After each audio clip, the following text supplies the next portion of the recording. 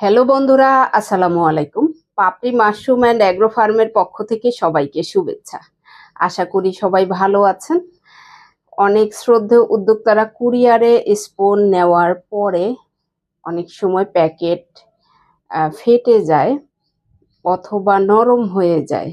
Packet ফেটে গেলে কি করণীয় সেটা আমি আলাদাভাবে জানিয়ে দিব, কারণ একবারে বললে আপনারা মনে রাখতে পারেন না। এই জন্য আলাদা আলাদা করে দিলে বিষয়টা মনে থাকবে।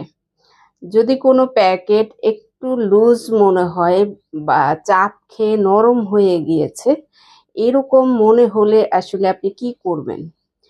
এখন যেহেতু গরমের সময় খড়ের সিলিন্ডার বানানো উচিত না, কারণ ঝুঁকি থেকে যায়। একমাত্র জুন এবং জুলাই মাসেই উচ্চ তাপমাত্রার কারণে খড়ের সিলিন্ডার ঝুঁকি থাকে।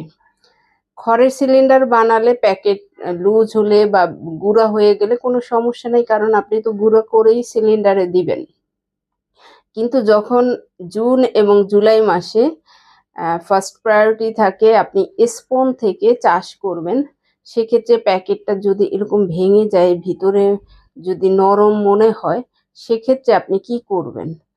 আপনি প্যাকেটটা হাত দিয়ে চেপে শক্ত করে চাপ দিলেই হবে।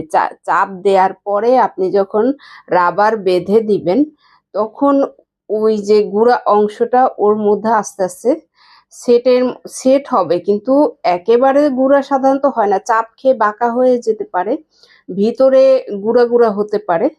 তো আপনি যদি চেপে ধরে রাবার বেঁধে দুপাশ কেটে দেন, সঠিকভাবেই ফলন পাবেন। আপনার স্পুন কোনো প্রকারই লসের সম্মুখীন হবে না, কারণ আপনি যদি সঠিক পদ্ধতিটা জানেন, সেক্ষেত্রে আসলে এই ধরনের সমস্যার ভুক্তভোগী হবেন না। অনেকে মনে করে থাকেন তাহলে কি কুরিয়ারটা ঝুঁকি? না।